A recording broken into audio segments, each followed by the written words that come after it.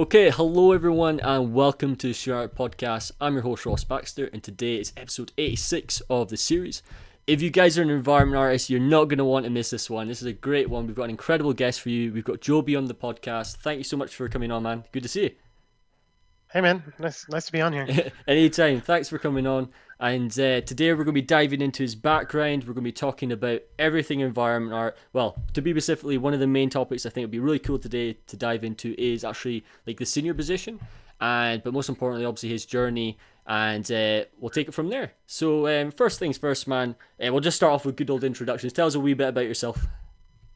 Hey, so I'm Jobye. Currently working at Respawn Entertainment as a senior environment artist, and I'm working with the Apex Legends team now. Mm-hmm. Just recently shipped Star Wars, which came out in Jedi Fallen Order, which came out in November. So awesome. Yeah, and no, it's been a crazy journey. I started out in Canada actually. I was born and raised there. Nice. And then from there, kind of went to school in 3D, and then got my first job at Ubisoft Toronto.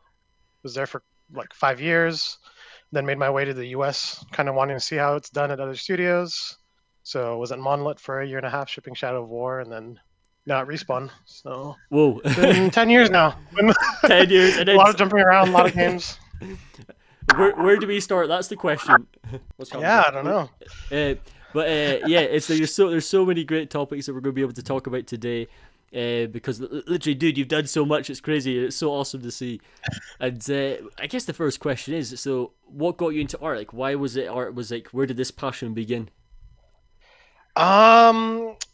Interestingly enough, like, art wasn't my first thought when I was thinking of getting into games. Like, I guess early on, I was just like, okay, like I want to get into games, like playing games like Half-Life 2 or like Guild Wars at the time. I was like, oh yeah, like there's actually people making this kind of stuff. Nice. And then originally I was thinking of being a programmer because I was like, math and science was kind of up my alley in high school. Mm-hmm. But towards the end of high school, I kind of realized like I'm good at it, but I kind of don't like it.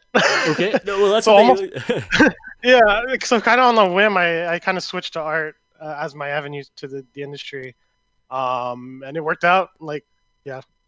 Like if you saw the art test I did to like get into like that initial like 3D programs, like pretty embarrassing because I was like drawing and all that, and I'm like actually not that good at drawing, but figuring out stuff in 3D I'm good. So yeah, that's how I got into art really. Awesome.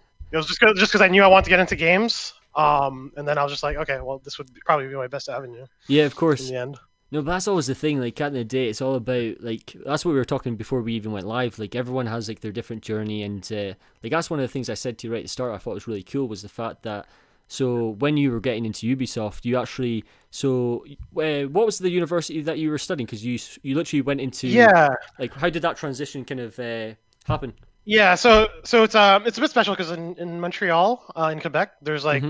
University is kind of broken down into two compared to other countries. And okay, nice. So basically you finish high school and then you have like what we call CJEP, which is like pre-university. So I did that. So that I did a 3-year program in 3D. It's like a technical program essentially. So that's where I learned like kind of all the ins and outs of 3D, like from animation, modeling, texturing, all that. And then after that, kind of had the option to like continue my bachelor's in university proper. So I did. But I only did a year because I was already starting to look because I felt like confident enough at that point to start kind of job searching. So I was doing it while I was in school, and it ended up working out. So I got that very first job at Ubisoft, and that was like dream come true at the time. That's where it all kicked off. So I was just like at that point I was like, do I wait and finish my bachelor's and get my diploma or just start off now? And I was like, I'll just start off and. Yeah, and that's what you kind of need. You just need your portfolio, and need like that experience is more valuable than a diploma at the end of the day, in my mind. No, I completely agree. That's such an interesting. But it's like you literally went and grabbed it at the end of the day, and like that's the main thing. Like at the end of the day, like there's so many kind of decisions we have to make when we go through universities. Like sometimes people get opportunities that they arise, etc. You name it, and you want to go after them straight away. Like at the end of the day, you said like. What's more important, getting like that degree which in our industry doesn't really have much impact, even though it's great to have, like there's nothing wrong with it and we all have to go through it in different stages and that, but when it comes to getting the job, you just want to if there's a chance, just go after it, if you know what I mean. Yeah, and I mean like the one thing I will say that like diplomas can help with is that like if your long-term goal is to like eventually kind of move countries and go to like the US or Canada or just anywhere else like that, Mm-hmm. getting a visa it helps to have the diploma. Yeah. I was able to get around that just because I ended up building enough experience that I could get another type of visa that didn't necessarily require it. Okay. So that worked out. But Yeah. yeah, if you have the diploma, definitely helps that. So it's like kind of got to balance all that and kind of long-term thinking a little bit, you know. Yeah.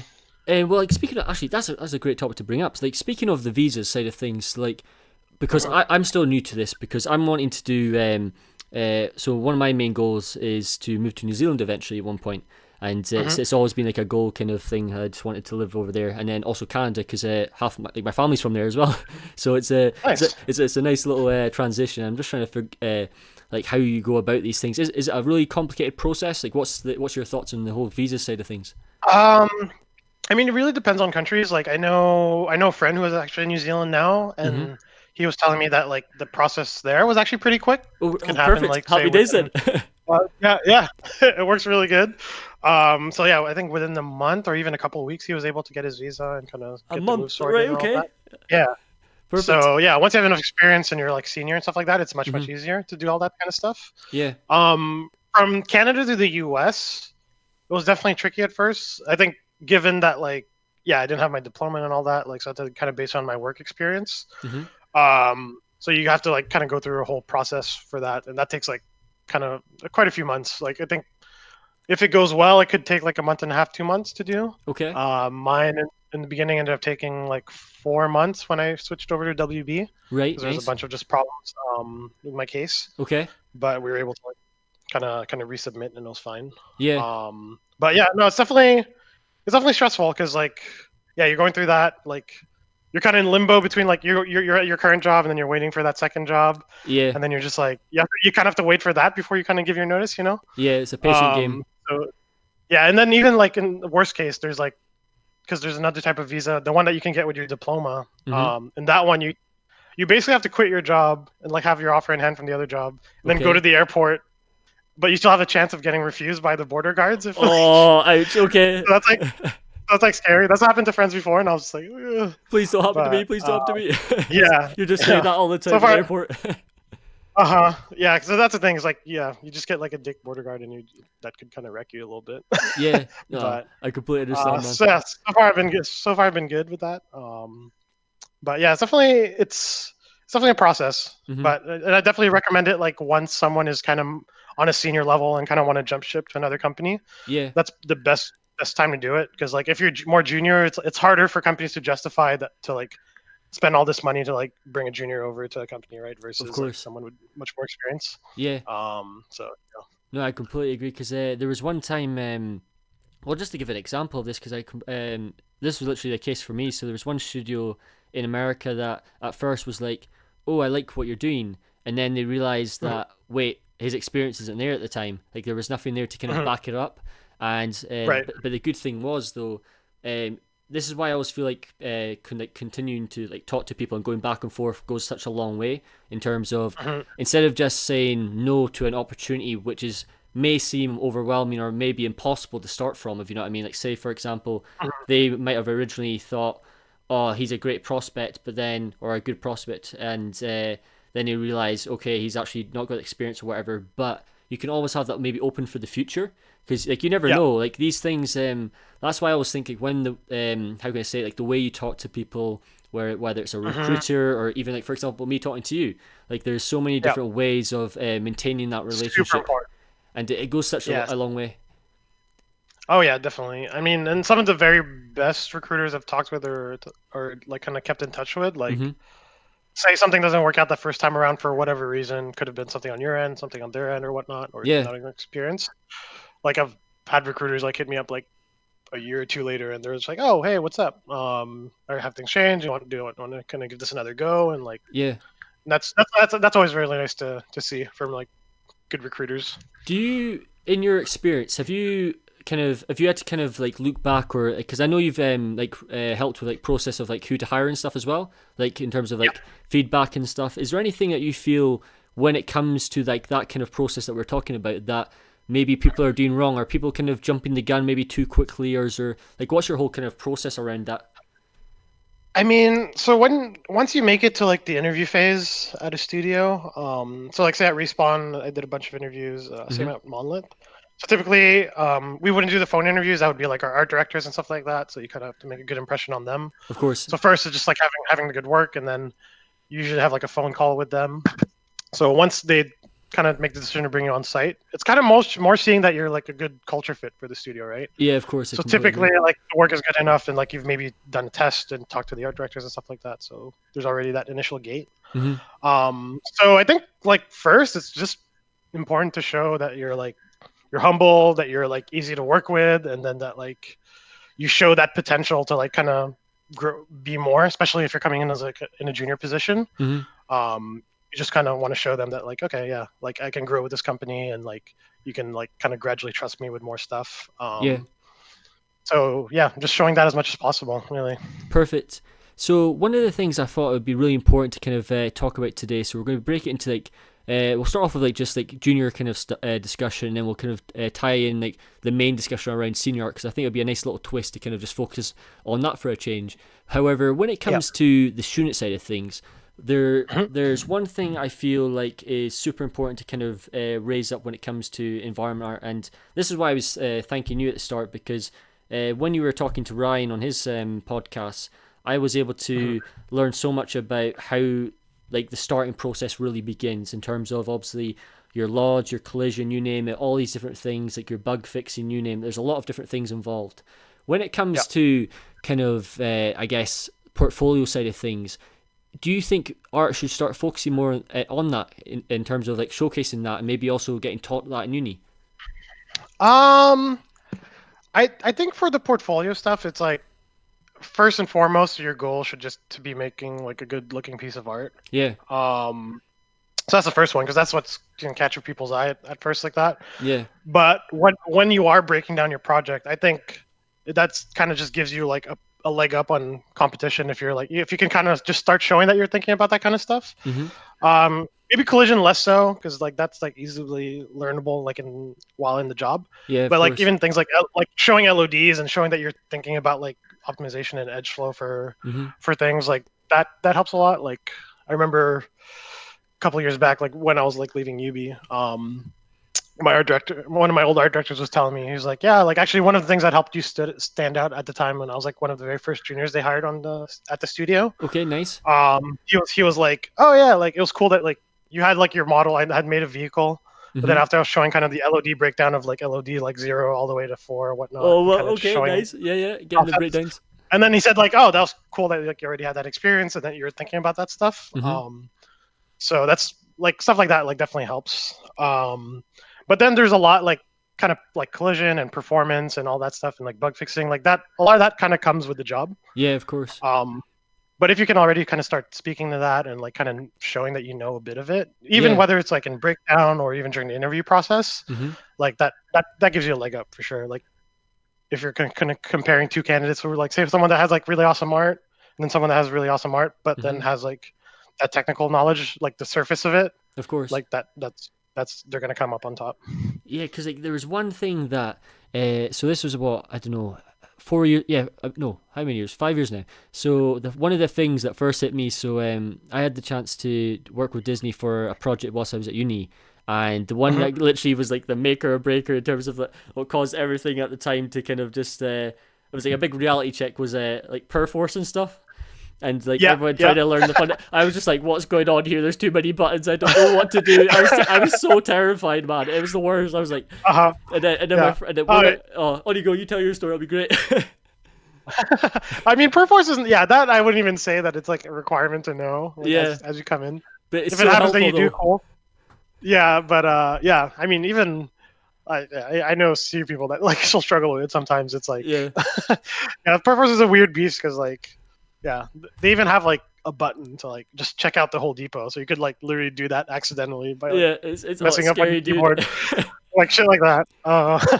Perforce is weird like that. But like even now, it's like say like I don't know if you know about like shelving. Like that's a thing in Perforce that Oh, like shelving, right? Oh, what's that? okay, yeah, occasionally you have to do like sometimes like so when you're like your build is locked essentially for like a milestone or something like that. Okay. Um, and then like and you're the only one that can check in. Someone needs to like say shelve their files, send it over to you, Yeah. and then that's like a process that like you only do like maybe like once every few months or once every 6 months or something like that. So it's like you always have to remember it. Like I kind of struggle every time. I have to like shit. And I'm like, because like the some functions are just so like similar in how they're wording it that you're just like, Yeah. this might either delete my file or it'll save it. Oh I'm not god, sure. you're just like sweating. You're just like there's like, is it the left button? Is it the Yeah. right button? Is it the launch button? Oh Yeah. gosh.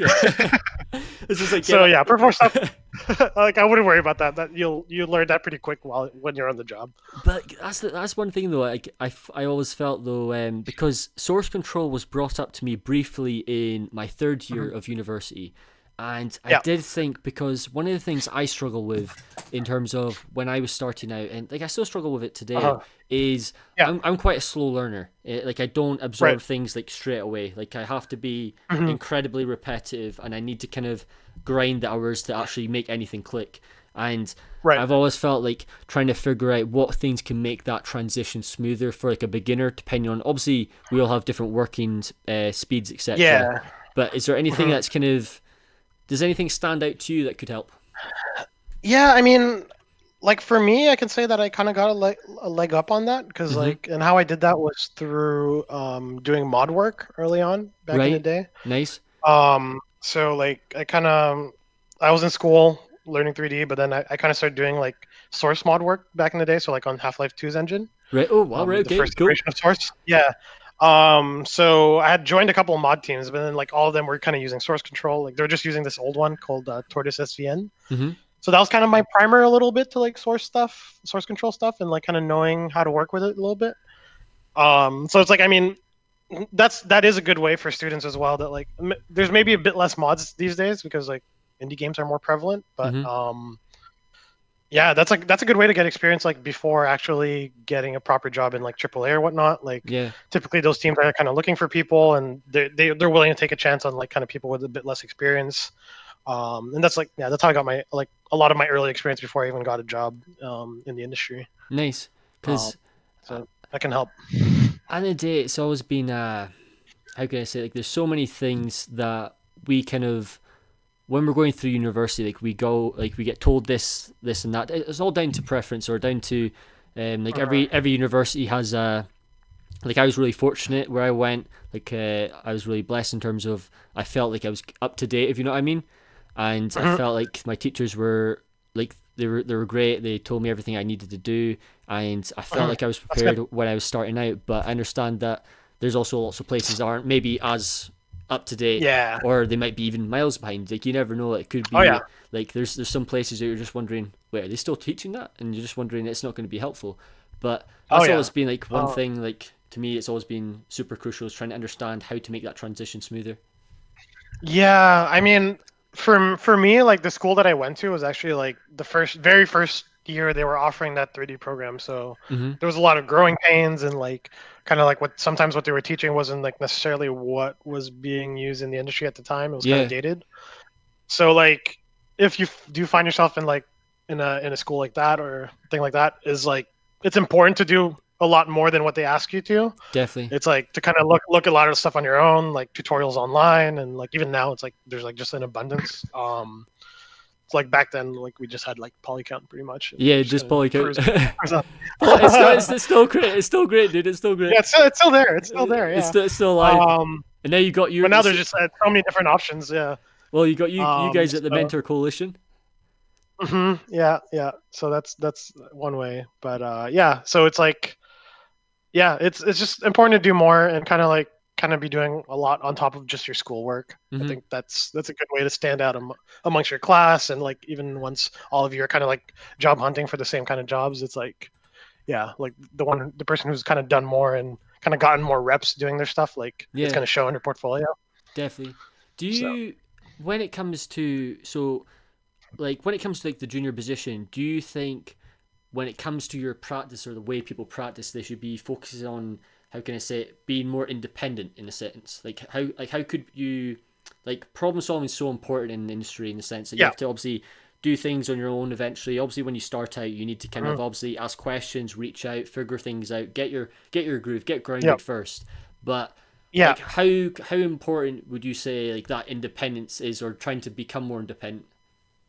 I think that's really important. Because like more than I think we communicate is that like a lot of our job as environment artists is like Mm-hmm. definitely a lot of problem solving, whether it's technical stuff like with just how to do stuff, or even just like taking like a level design block out and like solving it and trying to make it like look functional and work for Yeah. art. So yeah, I think like early on it's good to be doing that. Like say you're like stuck on a problem, right? Like Mm-hmm. don't just kind of like give up. It's like it's good to like just know how to like kind of efficiently look it up online or just poke the right people for it, right? Yeah. And like and also there's like I was kind of just telling this to a mentee the other day is like there's honestly even when once you're in the industry there's like no shame in like YouTubing something or Googling something on how to Of do course. something while Yeah. you're at the job. Like it's like everyone does it, like whether they're junior or senior. It's like we don't Yeah. know every single thing. So it's like yeah, it's important to be able to troubleshoot and kind of like yeah, kind of do that stuff. And then once you are in the industry, you can do that, but then also you have the plus of like, oh, you can also lean on like coworkers that are super talented and that may Mm-hmm. have extra skills that you didn't think of, and then they can kind of help you along with that. So Yeah. it's kind of just plusing each other once you're in the industry. Yeah. It's getting a balance right. Yeah. Perfect. Well, answer. Awesome. Because like another thing, I always feel like when it comes to obviously when you get first start, this is all kind of it's all situation based at times, but also like another one when it comes to being independent, like multitasking at times. So being able to Mhm. understand certain situations. I also remember like you're a master of this because when you did your presentation with about your vegetation, like when you Uh-huh. what dude, I can't believe this. So when you said this, it just I was like, wow. So when you said about you did like all the vegetation basically by yourself for that part, I was like, oh my lord, this is Yeah. crazy. Like how did you Yeah. cope? Like how did you balance things? It's incredible that you did it. Yeah. Yeah. Yeah. Even I remember when I was kind of coming towards the end of the project and looking back on all the stuff I did, I was just like, holy shit, I Yeah, did quite a bit. just a bit, just a But bit. yeah. But yeah, I mean, I was lucky in that case that like literally my previous project I was just doing vegetation as well, so like Hmm. I felt that kind of gave me good preparation to kind of tackle this. Okay. Um, the challenge in this was kind of just finding a good repeatable workflow for myself, I guess, that Hmm. like I could kind of like repeat constantly across all the different types. Yeah. So that took like a lot of like kind of just figuring out in the beginning, and that was like much more stressful. Hmm. But once I kind of got into that groove, it was kind of good. It was just kind of like Just repeating keep the working. cycle. Yeah. But yeah, that's why it's good to like in the very beginning, like especially for like big tasks like that, just like find yourself like a nice repeatable pipeline, Yeah. whether it's for yourself or just for your small team or whatnot. Hmm. Yeah, because I remember at that time the trickiest part for me was that like because the previous job we were basically separated into like modelers and texture artists. Okay. So some people would just model the vegetation and someone else would kind of give you the textures for it. Yeah. So that I had to like, okay, well now I got to do everything myself. So I had to like figure that whole part out. It What was an good. It was like experience. definitely a whole challenge. Yeah. It must have been great though, um, like just getting kind of thrown in the deep end as well though. It must have been like a complete kind of I know it would have been yeah. daunting as well though. Yeah. It was interesting because it was like it wasn't. I don't think it was necessarily what they wanted me to do. Hmm. Um, but then like when I got there, I kind of saw that as like probably the best way I could help the project. So I was kind of like a little bit like saying like, yeah, I know I kind of said I didn't want to do vegetation too much, but I think we can Yeah. kind of just stick to that, and like ended up just kind of doing that the rest of the project. So like literally just a year and a half straight of just doing all that Wow. vegetation. That's So incredible. took a bit, Well, but like definitely after that, I was like, yeah, burnt on it. I was just like, okay, no more vegetation. yeah, give me a break from the leaves, Yeah, the yeah. trees. After two projects of it, It's like yeah, you're it's like just yeah. When I went yeah, when I went to respawn, I was just telling him, it's like, yeah, like ideally I just don't want to do any vegetation right now. yeah. Like if it's a little bit, fine, but yeah. But then it kind of took a hard turn where I was just like almost just doing hard surface stuff, and that was kind of like a challenge in its own.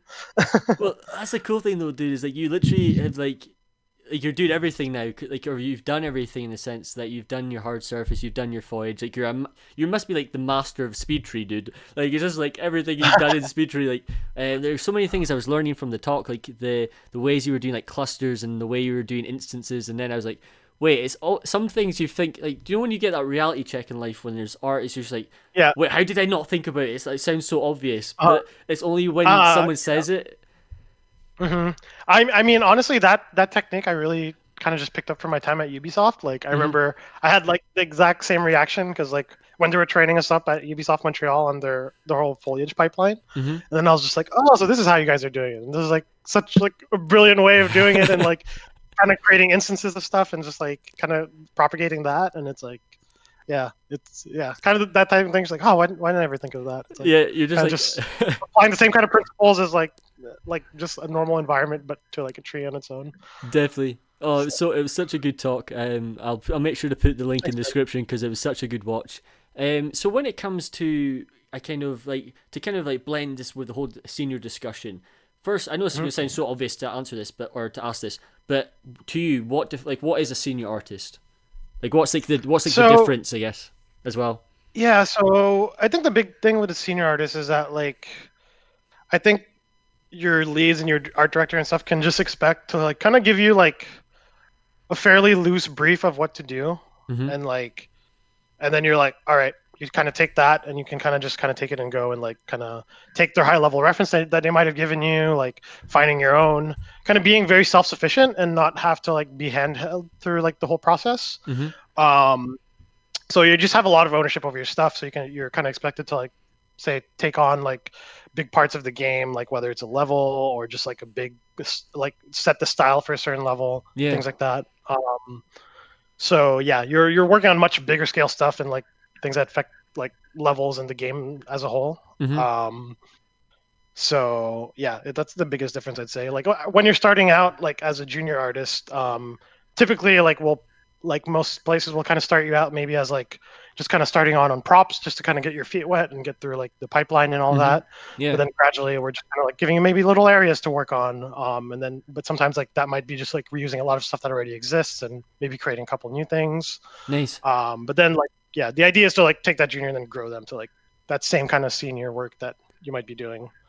So Um, like when it comes to I guess like the senior artist role, like I know this is very dependent on like your skill set as an individual, but would yeah. you say there's a certain amount like there's always like the debate of like your artistic skill versus your experience skill.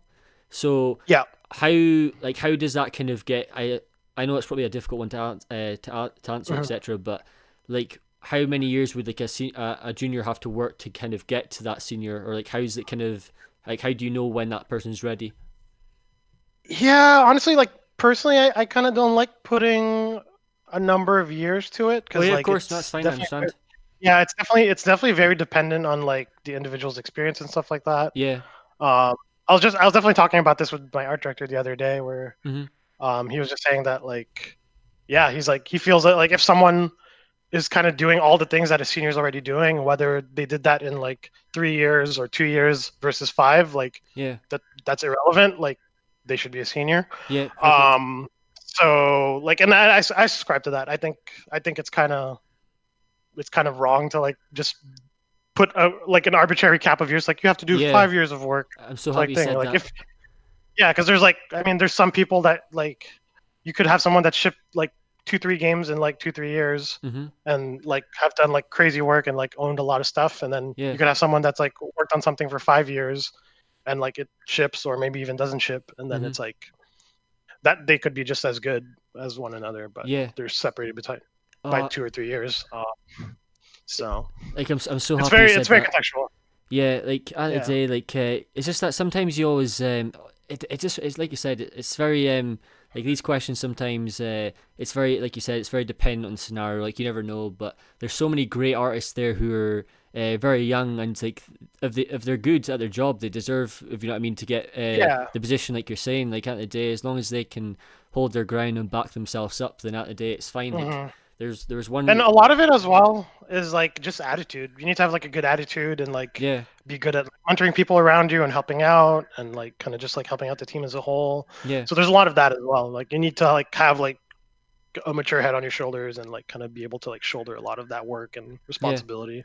Well, So it's not just about making great art. Like yeah. there's just so many more facets to that, I'd say. Well, like speaking of those like facets, because that was actually it was perfect. That's my next question. It was like qualities and stuff. Is like, is there anything like I understand communication is key, and being able Hmm. to understand how to work with people. So when you've got your maybe your juniors beside you, like how do you like how to support them, etc. Is there anything that kind of stands out to you that could make someone stand out more? When you're working with like a junior. Yeah, like in terms of if they wanted to be a senior, like what qualities would they kind Mhm. of need to kind of show? Yeah, I mean, going back to like just being humble and stuff like that. So that's the most important part. But Yeah. like, yeah, just being just kind of being so like typically you might have like a junior paired with a senior paired with a junior Mm-hmm. level. Like that's what happened. What happened on Star Wars. Yeah. And I think that's always kind of like the best scenario. Like I kind of at Ubisoft we kind of did that as well. Mm-hmm. And that's kind of nice because like, yeah, it's like you just kind of you start them out like small. I think just to kind of one get their feet wet, but also like you kind of need to learn how to work with them, like how they work with feedback and stuff like that. Mm-hmm. So I think like one is like just being easygoing with like feedback, like knowing how to take feedback and even give it, like even if we're like looking at each other's work and stuff like that. That's Yeah. super important. Um, and then kind of reacting to that feedback. I think also like one thing as well is that like you should be able to take that feedback, but then also it's like kind of put your own twist on it or just like try to add to it and stuff like that. Mm-hmm. Like first you should be doing what they're asking, but like if you have like any ideas that you want to just kind of prove out or try out, like I think that's like always good to show and like kind of show that you're taking that initiative and like thinking Yeah. about doing more than what you're asked. Yeah. So that's super good. Like anytime a junior does that, that's great because it kind of just shows like shows that they're hungry, shows potential for growth. And then that just kind of like reassures you as a senior. They're like, okay, like maybe I should be giving him more responsibility, kind of giving him a bigger chunk of work. So yeah, Perfect. I think that would That be a big one. yeah. Thanks for diving into that because at the end of the day, there's nothing more rewarding like when people are trying to get ideas across or like trying to get suggestions on like feedback, like you name it, whatever it is. Like it's always Mhm. nice when people like you said, like leave your ego at the door. Like when a senior Yeah. also appreciates a junior's like feedback and response, like it goes such a long way because then there's that Oh trust yeah, develops goes naturally. it goes both ways. Absolutely. Yeah, like one of the things we do on the Apex team that I love is that like we have these weekly art reviews, Mm-hmm. and then it's literally like everyone on the team shows like a junior, seniors, like our art director, and even our leads because usually they're working on stuff as well. Yeah. Then everyone just kind of throwing feedback at each other, and you can kind of take it or leave it depending on like kind of the severity of the feedback. But it's like it's great because like sometimes like you can feel stuck on something, like Mm-hmm. whether you're junior, whether you're senior. And then sometimes like someone will just throw an idea out there that you hadn't thought of, and you're just like, oh shit, like yeah, I could totally take that, kind of make it my own, or just kind of like kind of iterate with that in mind, and Yeah. it kind of just makes the product that much better. Yeah, awesome. Thank you for all this. This is great. So when Yeah. it comes to this is one question that I actually got from Josh himself. So Josh put out a Mhm. tweet in January that I thought was super important to kind of I wanted to kind of talk about. And Uh-huh. I was trying to figure out how to answer this or to ask the question. I was wondering, is there anything you think, like say people who are in the industry for say 10 years or more, have been in the industry for a long time, is there Yeah. anything you think studios should be doing better in terms of supporting them? Because obviously they've got like family commitments or whatever, like you name it. Like, there's a lot of Mhm. things else that are involved.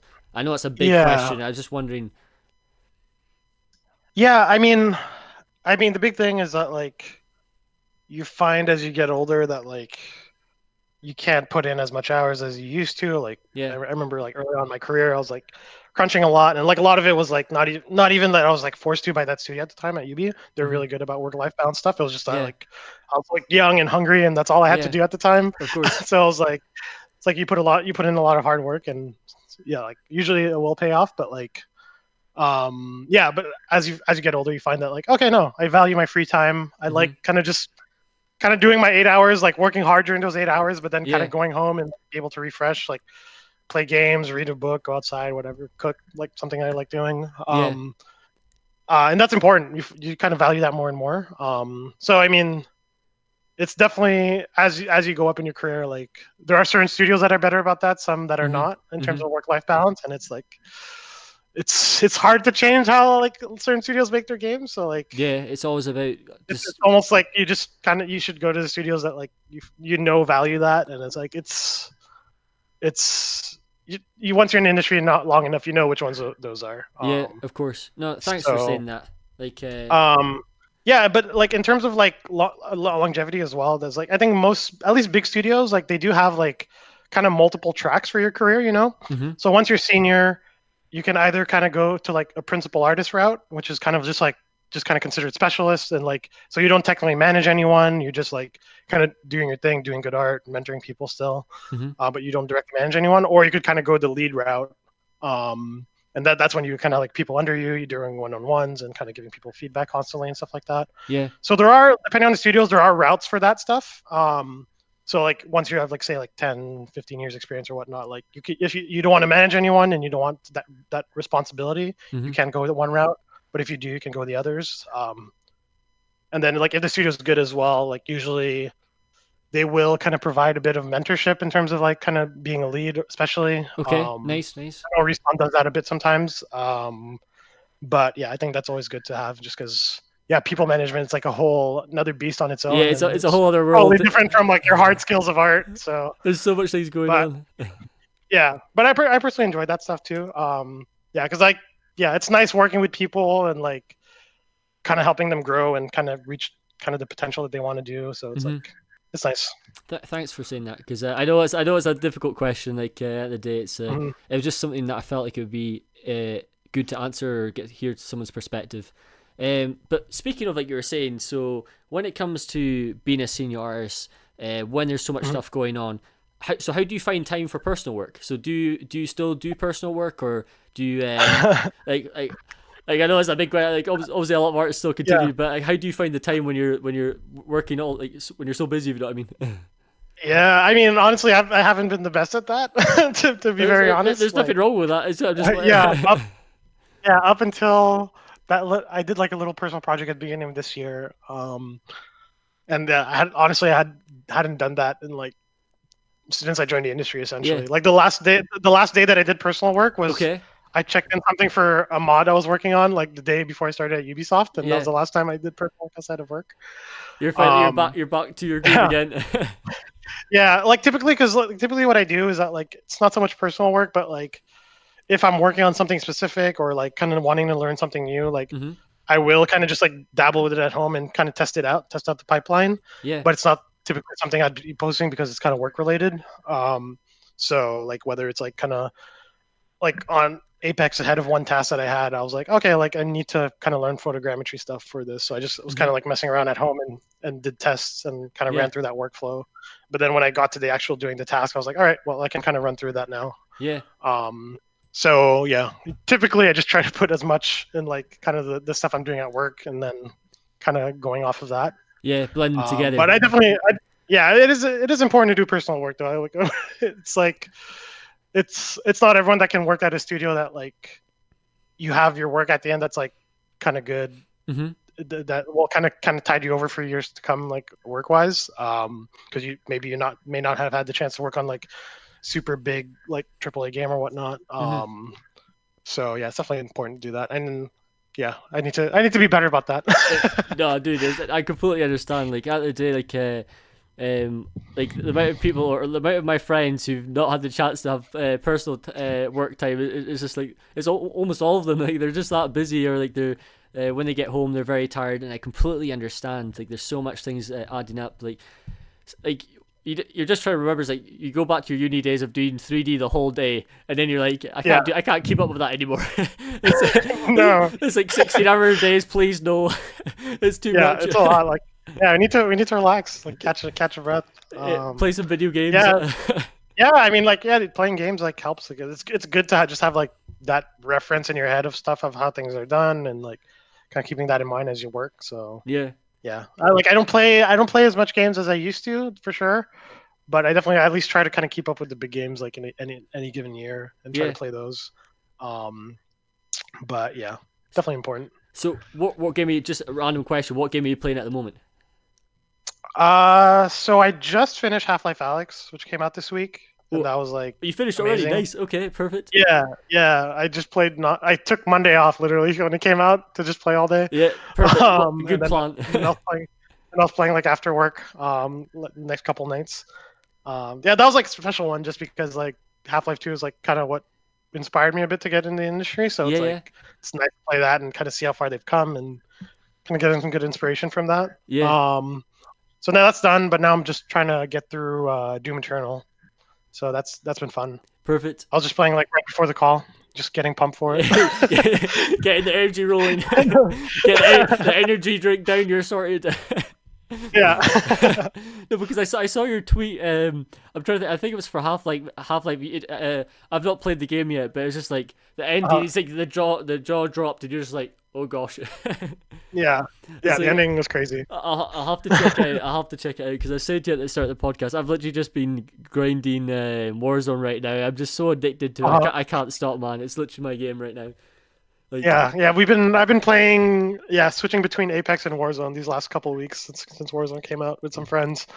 Yeah, it's fun. I need to get over to the world of Apex because I love Fortnite. So I need to. I got a feeling that like one of my good friends is like addicted to Apex. So I need to make the transition and just try it out. Yeah, it's very different because like personally I could never get into Fortnite just because like usually like in battle royales I like the gunplay and like kind of Mhm. teamwork from that, but like I just can't get into like the building aspect of Fortnite, and I feel like if I can't get into that, it's Yeah, hard to like get into it. it's so hard to win a fight So then. yeah. It's like people are just making these um towers. You're just like, how on earth? We're just shoot now. yeah. But yeah. No, that's Yeah, I awesome. might be biased, but I definitely like Apex a lot. Dude, there's nothing wrong with being biased. Fire away, Yeah. Apex all the way. Why not? Uh, Yeah, it hasn't. Yeah, surprisingly, it hasn't like ruined it for me yet. Like working on it the last 6 months. mhm.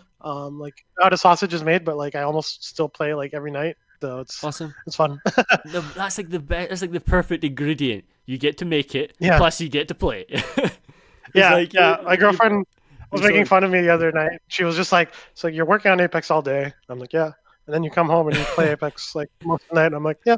It's like Apex 24/7. It's like, I guess, yeah, Apex for life. yeah, That's awesome. That's so cool. No, because like this is always the great thing about games is like there's so many things like dude, this is gonna be so great. I got so many questions about. Be ready. There's so many. So he was like, oh gosh, what's Ross prepared for me now? So 500 questions. well, how many? Wait, let's have a little count here. Right. So one of the things I was wanting to ask is when it comes to the industry side of things. So this is one of the things that I kind of struggled on early doors, and that was like my speed. So I Right. always spent ages like I believe in focusing on quality when it comes to personal work. Like Hmm. I think you should just go overboard. Like I feel like you should just go for it. If you know what Yeah. I mean. Like that's my approach. It's Yeah. always been. So if it takes me I agree with seven that. months, Yeah. like of it, like my last piece took me 7 months, and I was not caring about how long it took. However, Yeah. when it comes to like making that transition as an artist, is there Mhm. any tips you think people should? I know like obviously practice is like the main one.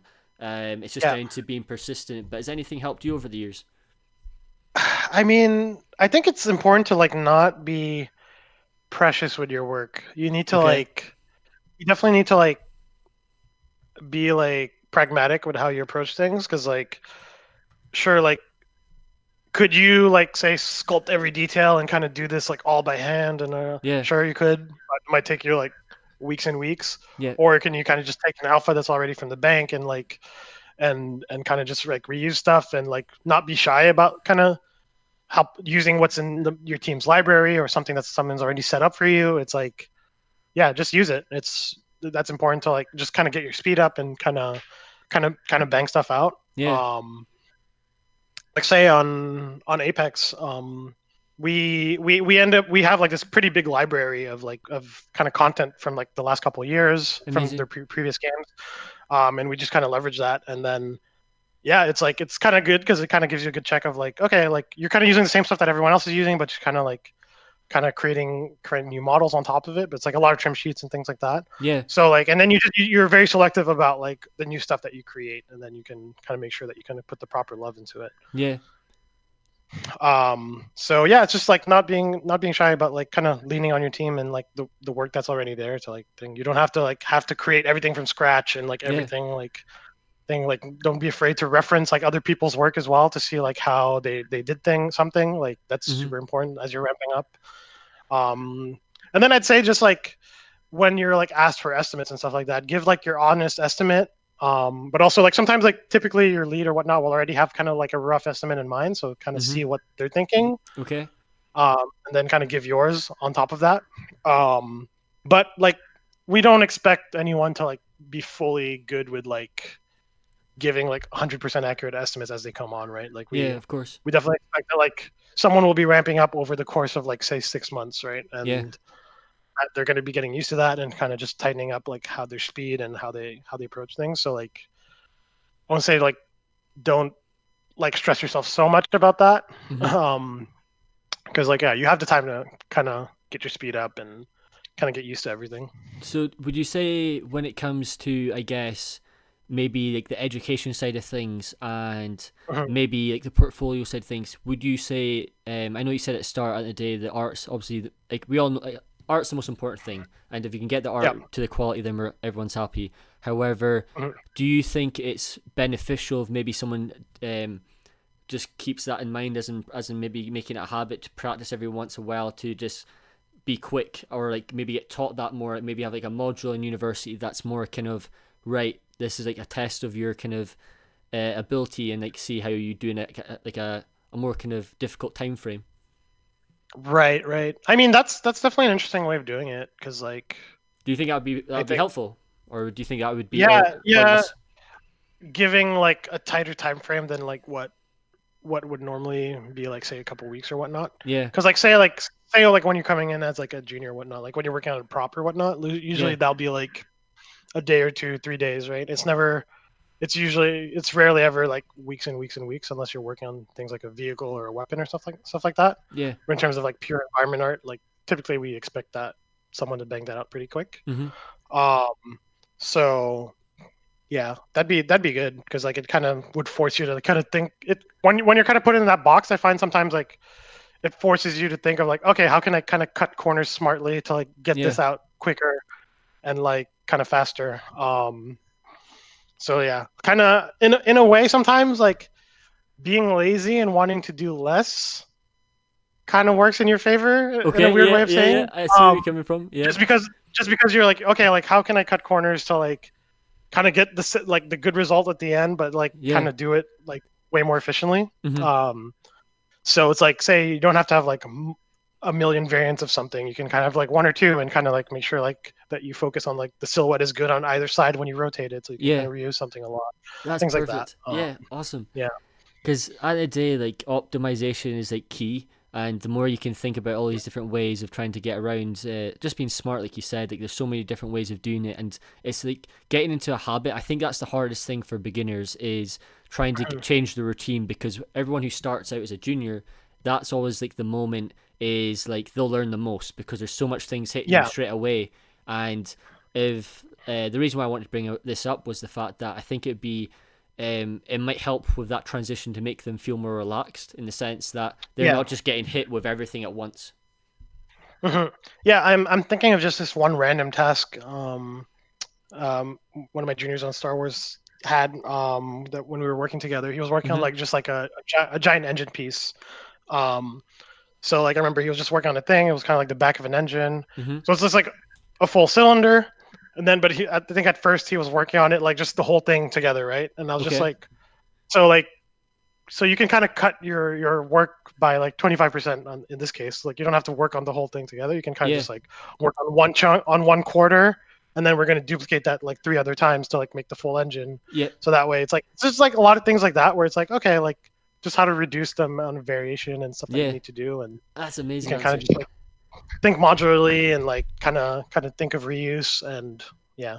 Perfect. Well, that's the thing I do. Like, the more people start thinking about that, like, it's as cliche as it sounds, because obviously modular's been brought into the table for a long time now. But it's like getting students who are new to get into that routine of thinking like this and making it a more common occurrence is great. Yeah, So yeah, thanks for because saying not that. everything needs to be custom. Yeah, not everything needs to be custom. It's like you sometimes I think you get more quality out of like you can have like fewer variants of things, but then more of them Mm-hmm. that are more high quality, and then you can kind of just kind of like kit bash them together and kind of use them in kind of ways that you wouldn't think of before. Yeah. So that's super important when you're working on like environments and just like things as a whole. Yeah. So one of the other things like similar to this kind of discussion that we're talking about. So one of the greatest experiences that you can go through, and we've kind of touched on it briefly, is there's so many great departments in a game that makes a game, and it's through Mm-hmm. those discussions that going back and forth that makes things go, like we said, makes the transition go more smoothly, and you learn from each Yeah. other. Is there anything that's kind of stood out in your journey so far that's kind of maybe that you've learned from either a programmer or a technical person that's made your skill set as an environment artist better? I mean, so like as an environment artist, you'll be working very closely with level designers. Mm-hmm. Because typically they're the ones blocking out the environment and kind of like getting the gameplay pacing and like the overall feel kind of going initially. Yeah. And then after you take that and kind of have to make it pretty. But I think it's great to kind of go back and forth with level design like early on to trying to kind of set things up together and kind of help them out where they need it. Mm-hmm. So it's just like knowing knowing what a designer wants the player to feel or like what's their intention for a space, like those are all questions that are important to ask like before you're Yeah. tackling an area, just so you can kind of keep that in mind. And then also like eventually you kind of develop a bit more of that design sense as well as you work with them and like even just like kind of game experience on your own. Yeah. And that's important because like I think it's important to like take a designer's like block out, but then so like you art it, but then also it's typically I find that like there are a lot of times like you can think of something art wise that might look good, and sometimes it like works perfectly fine for design. So it's just good to be able to prove that out, show it to them, Yeah. say that like okay, like could this work for design? Like it's not breaking like your intentions for this space. It's maybe adding like a different option or just modifying things slightly. So that's one of them. It's Awesome. like Oh, this is great. Thank you. It's just so nice. It's like there's so like different stories. Is like there's so many great things that you just get from each person. I was saying this to you at the start. Is like you don't have, like I have no idea what your answer is going to be because it's like this is the thing. Is like everyone's answer is different. It's like oh wait, I did not expect this. yeah. I did not expect this. It's great. So this next question, right? This is one question I've been wanting to ask someone for ages, and I finally Uh-huh. have you on. So I was like, let's do this. So what's this? This is gonna be a fun one. So what's this is a big one. What's the biggest difference you've kind of learned from Uh-huh. making? So you've done like BR games, and then you've done Yep. linear games, and then open worlds. Like, is like Mhm. any major difference when it comes to like doing environment art? Like, say for example, each section. Is there like a common occurrence, or is there any main differences? I mean, yeah, tons. Sorry, sorry for hitting you I with mean, such it's like, a big one. yeah, how can I Where do put I this begin, succinctly? Ross? I mean, yeah. So yeah, so I mean, for single player games, kind of coming from Star Wars, it's very different for sure. Like it's and much more linear, so Hmm. you have much more control over everything, and like yeah, you can be very intentional with everything that you do, and Yeah. then like you can kind of account for almost a lot of the things that the player is going to do since it's pretty linear. Um, but then like in a BR or like an open world game, I think you need to like consciously give up a little control in a way. Yeah. It's like you basically just kind of set the table, but then the player can kind of go anywhere. So you try your best to like kind of frame things nicely, coming from different approaches and things like that. Hmm. But like, there's no way you're going to account for every single occurrence of like players coming from this spot or he jumped on this rock and then came down there. Yeah. So it's not. You have to be okay that with the fact that it's like not always going to look like 100% like amazing, but you need to like kind of cover your big zones that you're just like okay, like you get a good impression, like say from the air for a BR. Hmm. Make sure you have like good landmarking and things like that. Um, and just like within the space that you can kind of like navigate based on kind of some key landmarks and things like that. And then for say like an open world game, that's even more so. But then like it's good. You're still kind of using some of that kind of linear gameplay knowledge to like kind of breadcrumb players and like kind of lead them to like an off the beaten path with like a little kind of like point of interest of like just Yeah. like a thing that's like oh what's this and then you go off and on a side adventure. Nice. So you're kind of using the same kind of language, but yeah, just in a much bigger space. But Definitely. I think you just need to be okay that like you're giving up control a little bit, and the like players might not see everything that you're doing. Yeah. And then like, yeah, it's just something you have to live with if you're working with that kind of game, and you need to be okay with that. Don't be so OCD. It's a healthy balance. Yeah. But yeah, the nice thing about a linear game though is that like yeah, you have full control over that, and you can kind of really put a lot of love and a lot of detail, and like probably most people will actually see it. Yeah, that's always the nice thing. Yeah, I think you were saying that you just started Star Wars, right? Yeah, so I've started Star Wars, and this is the thing. So I bought it ages ago, right? But I just didn't have the time to like play. And then Warzone came out, and there's one routine. Like my whole life is literally just like there's one game that I just play all the time. It's Call of Duty. As cliche as it sounds, but I'm a COD person. I try to play the ones that come out every year just to kind of keep up with what they're doing. Yeah, like it's literally just my routine. It's like I have to buy COD. It was the same with Uncharted, and then I realized that. So the thing with me with Uncharted is I did it the wrong way around because I had to do it reverse. So I started with 4 first. Okay. So yeah, I learned the hard way, but it was I love it to bits. So when I started going through all the walkthroughs and stuff and the stuff on YouTube, you name it, it was amazing. But yeah, thanks for diving into that because it's always been a question that I can understand that each game has like their like whether it's like you said linear, you name it. Like, there's so many different approaches. Yeah.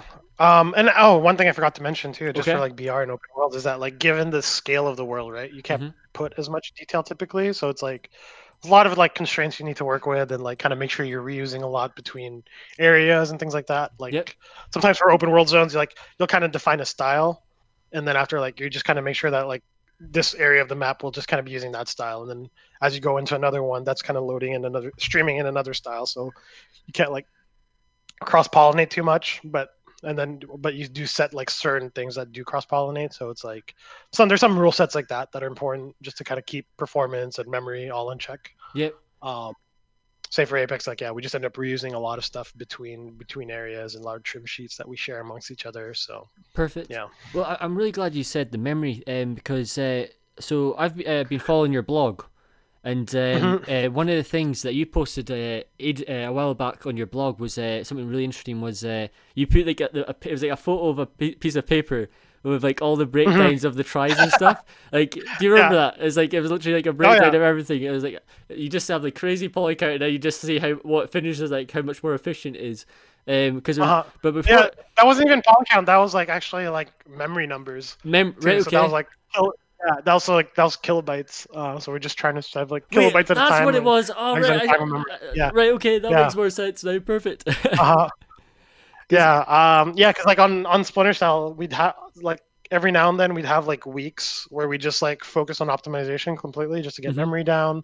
Sometimes performance get performance back up. Yeah. So there's weeks like that where we'd just be like basically just optimization mode, which was kind of nice because you don't have to think about making art, stuff like that. Just kind of like going through every asset, making sure you can optimize as much as you can while still retaining the look. Yeah.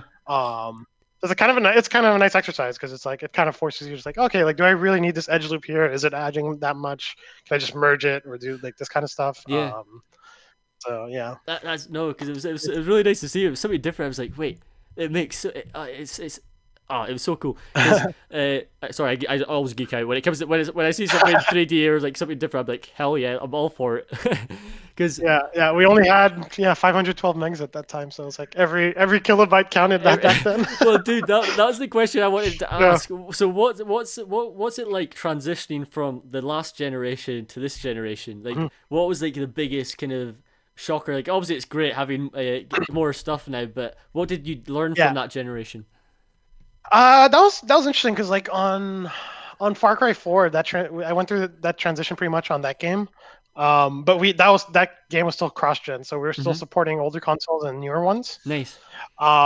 So that was funny because I was just like, oh sweet, next gen, we're gonna be able to push so many things, no. So just like because we could say for all our objects we could set like next gen LOD distances and then last gen ones. For the next gen ones, I'm like, okay, great. I'm just gonna push out these distances like crazy. It'll be great. Like all the models will hold up all the time. Yeah. And then I did that, profile it, and I'm just like, oh wow, I just tank all of the performance. and then you just realize, like, oh, okay, like yeah, you can push much more, but like not that much. So it's like, yeah, you're still reeling stuff in, but you can definitely fit much more in. I remember for the last gen version, I was working on like kind of like the Shangri-La stuff, so it's like kind of the trippy, dreamlike stuff for Far Okay. Cry 4, and so those were like kind of like old ruins, overgrown and stuff like that. So like the next gen version like kind of fulfilled that vision. Mm-hmm. But then on the last gen version, I was just like, I think at the time I was seeing like the numbers for Watch Dogs that had just come out, and then in terms of like the split between next gen and last gen, Okay.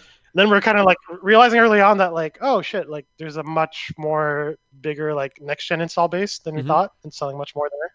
So that when I saw that, I was just like, all right, I'm just gonna start ripping stuff out from like the last gen version and like just make sure it runs. It might not be as pretty, but like it's yeah. And I haven't seen online so far that people had noticed that at the time. Because like say for our level, it was like like it was super lush. There's like just kind of foliage everywhere and Mm-hmm. bushes and all that. And I like for the last gen version, I just ended up like ripping up a lot of the just the lushness of it. Yeah. And it was just kind of like bare structures. Just going crazy But with it. yeah, yeah, yeah. No, because like I remember when Um, you said about the so when you were doing your breakdown of the foliage and then going from like um to like what's it called, adding more movement and depth into like the bushes and stuff and how it's changed. Like when you were breaking that down, I yeah. thought that was super cool. And then one of the really interesting things that as obvious as it sounds, but one of the things that I got from your blog that I thought was really rewarding was when you were thinking about storytelling and how playing the game early is important. So like making sure everyone's like trying out different games and going back and forth. Like how beneficial is that? Like constantly trying it, like making sure that you actually play the game all the time. Like how rewarding is that? Oh, I mean, it's definitely rewarding. Kind of just seeing the progress of like how something you're working on is shaping up. But Mm-hmm. I think yeah, it's important to like just jump in and see how your art looks and your work looks from like the player's perspective, right? Not Yeah, just always just flying around and stuff like that. of course. Just because there's so many scale cues that happen at that player level, and like yeah, so it's super important to like just kind of keep going in, Mm-hmm. testing it out. One thing I found on Splinter Cell though, which was nice, is that like I realized it's pretty late in production, but like if you're working on a game that has like kind of multiple facets, like single player, co-op, multiplayer, Okay. and sometimes like at times, like especially at Ubisoft, like different studios handle that. Mm-hmm. So it's kind of nice. It is nice to like play their stuff and then kind of see what inspiration you can get from what something they did, or maybe they could be doing the same for your stuff and grabbing stuff. Yeah. Just because like that way it can kind of like you can kind of just like reuse stuff more smartly, or just kind of take ideas and kind of make it your own for something. Yeah. Um, yeah, and I definitely did that towards the end of Splinter Cell, and I kind of wish I had done it earlier because I was like, oh, they had some cool setup stuff that we didn't like think of. And then so I just like took some of that back to our level and Yeah. kind of helped plus. Because I saw one of your stories that you did a full breakdown of. It was the one about what was it about? It was you there was a scenario in which you were like an hour before the deadline or something, that you were before your closing, and you had Yeah, to like fix the frames per second. yeah, I remember that. So yeah, we were literally like a couple hours before like our content lock. Mm-hmm. So that was like we're locking content, and then after that, it's literally just like bug fixing, and we can't like kind of Yeah. do any major changes. Um, so yeah, there was like this one part of the level where the performance was like still pretty low. It was like kind of coming at 25 frames per second instead of Okay. 30. Right. And that was always kind of annoying me because I was like kind of a little bit responsible for that area. Um, but then I was just bug fixing in another level at that point, and then Yeah. I was like looking at this like ground texture that they had, and I was looking at it, I was like, oh shit, this like works pretty good. Yeah. And like the thing that was costing so much in our level was that like we had a ground texture, but it was like a blend, so it was that was used across the whole level. Yeah. So Right. that like Wow. just like takes up a lot of your screen space, and that's like what's kind of tanking the performance. Yeah. So then I was able to kind of just take that and replace it by like just a simple texture that's not blending, Mm-hmm. and it kind of did like as good of a job. Yeah.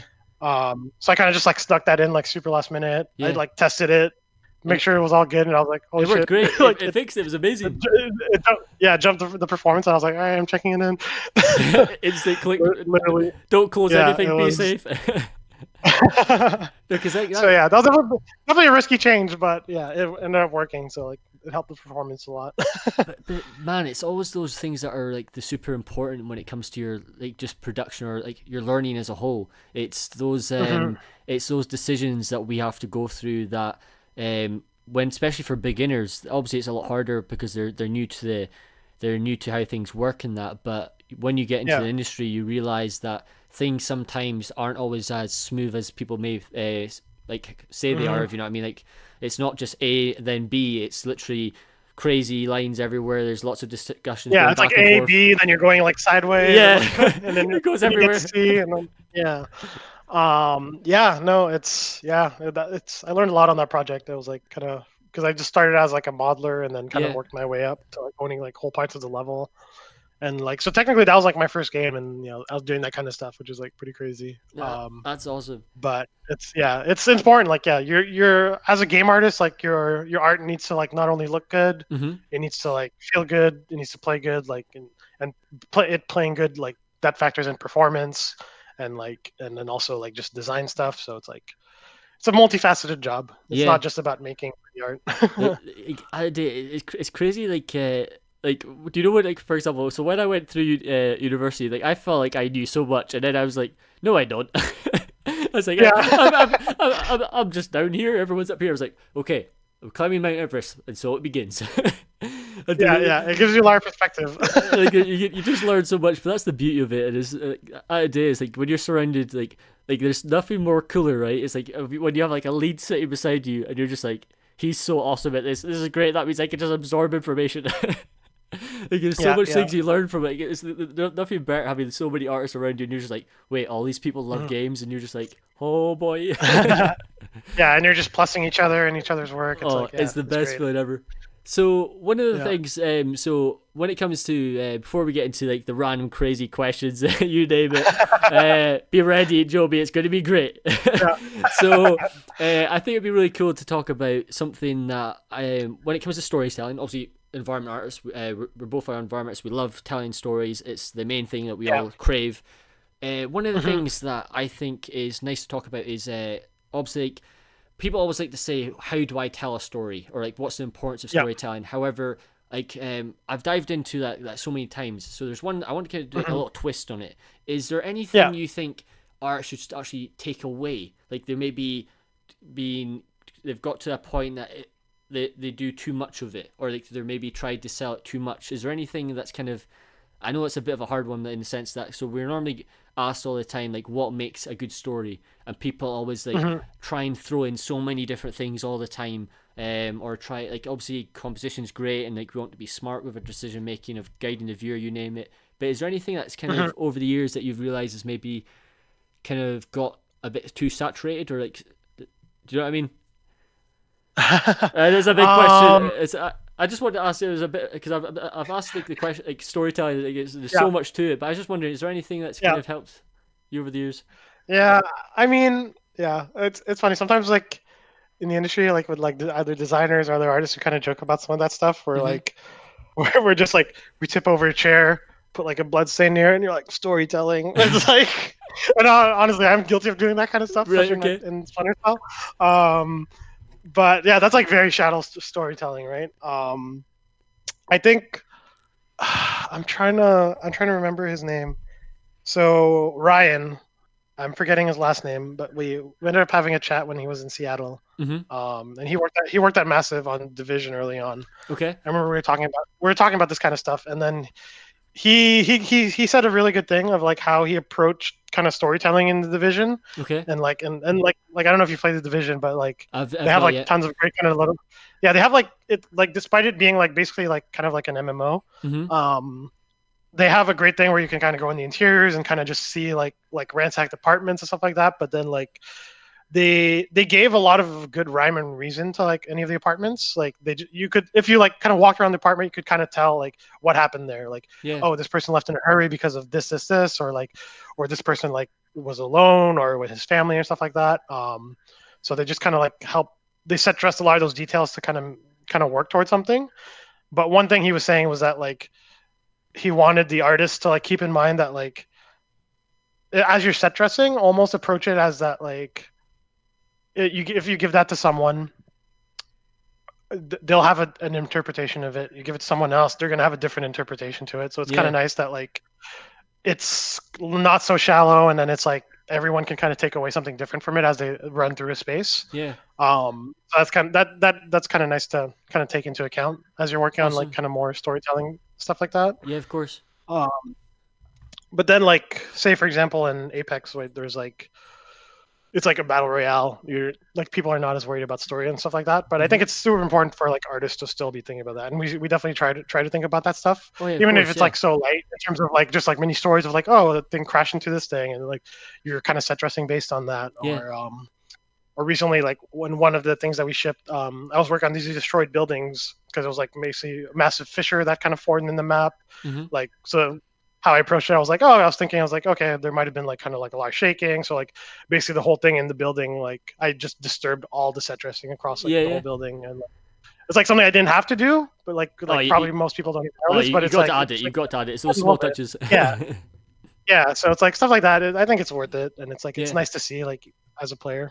Because the reason why, because I've all my podcasts, so I've done so many podcasts, and I never thought to ask this kind of question. And like obviously, like we crave story, and we love telling story, and that's the thing at the end of the day. Mm-hmm.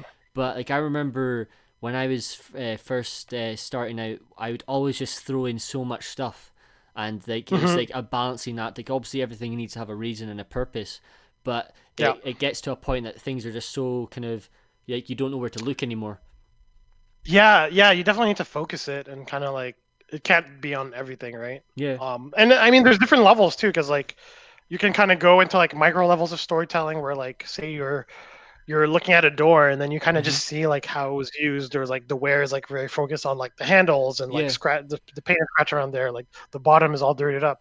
Like doors are great for kind of like micro storytelling or just like but then you just kind of need to apply that to like a whole environment, Yeah. like in that same kind of way where it's like, oh, how did this person use this space, and like what's more disturbed, what's more focused on. Perfect. Oh, It's dude, important. thank you so much for bringing that up, and it's been a pleasure having you on the podcast, man. And now it's time Yeah. for pardon? What was that? Bonus Sorry. round. The bonus round. It's like here. It's like we're not finished yet, man. We're not finished yet. we're just warming up. Oh, dude, no, this part of the podcast is so fun because it's just like so. It's literally the most random, just crazy bunch of questions. It's okay. uh, There's no difficult questions. It's okay. It's always a fun, good laugh because it's always interesting to see what people's like favorite game is. Like you never know what to expect, like or like little mhm. stories and that. So, but everything you said in the podcast has been really appreciated, man. But here we So, go. Right. Here comes the. It's okay. You can take as long as you want. There's no pressure whatsoever. Okay. It's not like I've got you on a stopwatch. It's like here we go, Joby. So, favorite game. I kind of touched on it earlier, but Half-Life 2. Oh That's yeah, of definitely course. Yeah, like you said that. So, top of mind. Yeah. that was where it all began. Yeah. Yeah, where it all began for me. Where like that really kind of opened my eyes. So like, oh shit, like this makes me want to get into games and kind of be making this kind of stuff. So Yeah, yeah, yeah, nice. Half-Life 2. Perfect answer. I still need to play it. I'm so sorry for not playing it. Oh, you have to. Yeah, Dude, especially if you're gonna play Alex. it's three Yeah. games now in this podcast that I've not played. I'm falling behind the times. What's going on? It's so this one I struggled to answer. So it's because of Star Wars, I had to ask you a Star Wars question. So Yeah. would you rather go pod racing or fly the Millennium Falcon? Uh, yeah, probably Millennium Falcon.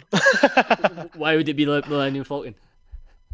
I don't know, just going to space. Like pod racing, you're just on the ground. Like Okay. it's almost like driving a car. So I Oh, don't fair know. enough. Space would be cooler. Because, I'm going to sound so boring then because I chose pod racing. The only reason I chose pod racing was because like I don't know, like the first time I ever saw the Phantom Menace, I was like, I'm hooked. I need to do this uh because it was just like I don't know. It's just like the risk reward. Like, I understand that going into space is probably a billion times worse, but I don't know. I'm sure the Millennium Falcon can hold its ground. It's not just it's a strong ship. It's a strong ship. Oh yeah, I'm sure the Millennium Falcon can race a pod race. Yeah. It can still participate in a pod race. Yeah. Oh, like imagine that. Yeah. You just like light speed in like 2 seconds. Like no chance for the pod racers at all. Right. Favorite cartoon as a kid. Favorite cartoon as a kid. Shit. Uh, Does any of the probably Dragon Ball Z. Oh, I watch nice, that a right? lot. Okay, I haven't seen that in ages, man. That's a great answer, Yeah, right, dude? I've missed like when I was like in grade school. Like I'd watch it every morning, and Hmm. like at one point, I was like just so focused on watching it, I totally forgot that we had a school picture that day, and Yeah. I was just like dressed like a bum. I was like, yep. What here? You have to do whatever you got to do to get Dragon Ball Z on TV. it's it's priorities number one. So Yeah. great answer. Like, cause when it comes to cartoons, it's always interesting because I was in Scotland. It was like BBC. There's always been like these. Like, you have no idea. It's like you just so much nostalgia. It just kicks in. Like, did you ever watch Arthur? Was Arthur, yeah, like yeah. like there's I watched a lot. I watched a lot of Arthur yeah. too. Here, Arthur was amazing, man. Arthur was the bomb. Like just Yeah, I watched that a lot. I could just Like my summers would be usually that because like it'd just be like playing constantly, and I was like, oh yeah. yeah, I'll just watch that during summer. It was like Arthur and then Recess. Did you ever watch Recess? Yeah, Recess. Oh, Yeah, that love was that. so good. Oh, it can't beat a bit of Recess. And then Rugrats. Oh my god, classics right now. Yeah, Scooby Doo, you yeah, name it. those are all very good. Yeah. All the childhood memories. Speaking of just just like your career, do you have a favorite career moment? Favorite career moment. Or like some or like an art piece or something that stood out to you that you were like that was the best moment. Yeah, I mean, I think definitely still shipping. Oh well, this one's a hard one. Ooh, I've Yeah. got you. Oh, no, I'm gonna give two. I'm gonna give Okay, two. yeah, If yeah, that's sure. okay. That's perfect. Like one, like so shipping Splinter Cell Blacklist. That was cool because like it was like a project I learned a lot on, and like I felt like I grew probably the most out of like any projects I've worked on. Hmm. So that was cool. And then recently on Apex, it was a bit of a weird one for me just because like I had just joined the team like maybe like 2 months ago, Hmm. but then when the team won like best multiplayer game at the Game Awards, we were Yeah. like there live. So Oh like most wow. like I think half the Apex team was there, so like we won and it was like everyone's like cheering. It Oh my was gosh. Right. cool to Okay. share that moment with the team. Yeah. Yeah. Yeah. That's an experience. Yeah. Oh, that's an awesome. Oh, I want that happen to me now. That's the best thing. That's a great answer. It's a good feeling. What Yeah. an experience that would be. Like it's always like when you're watching E3 or any of these events, or like, you just see all like the work these people have put in for years. And I got the most iconic one, or even when it's just like one or two people going on, like when what's the main guy who plays Kratos, and he just says "boy," like the most iconic thing in like Yeah. history, and the wee boy just looks at him. He's just like the crowd just Yeah. goes wild. Oh, it's so cool. It's like these memories, like for example, when people like talk about Apex, it must be so rewarding just like knowing like people are loving the games. It's like the coolest experience ever. That's awesome. Yeah. It's. I mean, yeah. It's rare that you have that chance to like be working on a game like this and like Yeah. playing it as well and like so many people playing it. It's yeah. So Definitely don't take it for granted. oh, of course you got to enjoy it. So when it comes to games, do you have like a Hmm. favorite? So of all your games, I know you said Half Life was your favorite game. Is Yeah. there a mission or something in any game that is like your main favorite mission of all time? Is there like a favorite kind of moment in a game that you were just like? So mine is this is going to sound so silly, but did you ever play Mhm. Jack and Daxter? I never did actually. No. Oh, dude! So Jack and Daxter was like one of my favorite. There's this literally most Uh-huh. simplest scenes of all time. It's literally just fishing. Uh-huh. So you have to Uh-huh. catch the fish. You're just going back and back with a rod, trying to catch all these Mhm. fish. And I just remember. So for anyone tuning in, it's like you guys know the iconic fishing moment. It's like you just feel such a legend once you get the award, man. It's so cool. Like That's that. cool. It was like that, and then a racing scene in Jack 3. Uh-huh. Yeah, my favorite mission. I think so recently I finally finished Dishonored 2, Okay, and nice. then they have like they kind of have like a time travel mission a little Right. bit like Titanfall 2's like Effect and Cause, where you're Okay. kind of warping between two timelines. Oh, right. Interesting. Um, but Dishonored kind of pushed it even further just because like stuff that you would do in the past timeline would affect the future timeline, and then like there would even Oh, be like branching paths where like it wasn't even just two timelines. There was like a third one if you like killed a certain person. yeah. Um, so that was like just mind blowing and just like cool to see how like you can go from like just this pristine mansion to like this like all like kind of old and overgrown, and yeah, that was really impressive. I've got to check that out. One of my favorite recently. Great answer. So we've got three more questions. Crash Bandicoot or Mario? Mhm. I'd say Crash Bandicoot. Oh yes, yes. Yeah, I played on the PS1 so much of it. Yeah, Yeah. same. Yeah, I think I've always been more Sony person than Nintendo, but yeah, definitely Like, Crash Bandicoot. good answer, good answer. I'm all for. I'm gonna be so biased in this question. Yep, I'm all for it. Perfect answer. So another kind of biased question because obviously it's my podcast. I can answer it. I can ask it. Favorite Call of Duty? Favorite Call of Duty? Yeah, probably Call of Duty 4 Modern Warfare, the Oh, very first one. like the classic. Right, okay, nice. Like yeah, that started the Modern Warfare thing, not the very Yeah. first one, but yeah, that was like really crazy at the time. I still I still remember like just going to the store and buying it, and then like the EB Games guy was just like, "Oh yeah, this game is gonna be really good." And I was like, Yeah. "Cool." And then playing it was crazy, and it's just crazy now too that like I'm kind of working with a lot of those same people that made that game now Oh at really? Respawn Whoa, on Apex. right, nice. So it's Okay. like because that's like the OG team Yeah, before yeah. they split off from Oh Activision. my gosh, that's it. So yeah, it's pretty crazy. It's like a lot of talented people. It's just like the nostalgia just kicks in. You're just hearing all the stories. You're just like, I'm working with Yeah, these guys. Yeah, that's right. That's it's an it's awesome it's experience. it's pretty humbling. Yeah, that's so cool. Right, so this Yeah, is the I'm very most excited to be on the team. great answer. I'm all for that answer. Good answer. So last question. This is the one I ask every single guest, every single podcast, Uh-huh. and it's the most quirkiest random question. And you're probably like, dude, what is up with this question? So if you could have any animal as a pet from Uh-huh. from the animal Okay. kingdom or from a fantasy, it could be from a game or film as well. Roughly Right. roughly the size of a laptop. So a small pet, Okay. and it could be a dragon. It Okay. could be like I don't know anything. What would you choose and why? What would I pick? We've had some crazy The answers so far. It's always interesting to see what you would pick. Probably a monkey, honestly. Oh right, Just like a awesome, chimpanzee. nice Like choice. if it was like kind of stayed small all the time, Yeah, yeah, that'd be cool. Yeah, I don't perfect. know. I've always always loved monkeys. Yeah, you can't go wrong with monkeys.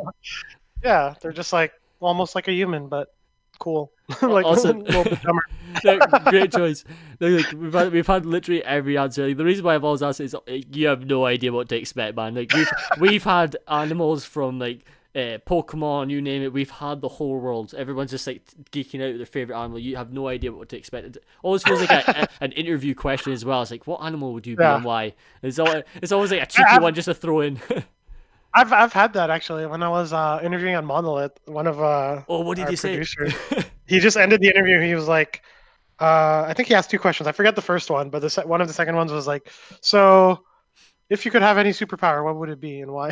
I was Oh, just like, what did you choose? cool. I think I took a boring one. I think I was just like flying. Oh, I here, was just dude, you like, can't go it'd on be flying, super man. cool. Flying sick. Yeah, just because at the time too, I had just like done skydiving for the first time, and I was just like, okay, the view from like fucking the airplane is like really good, Yeah. and it would be cool. You could do that anytime. But yeah, it was Um, like such a random question. Like at the end of the interview, I was like, okay, cool. Yep, amazing answer.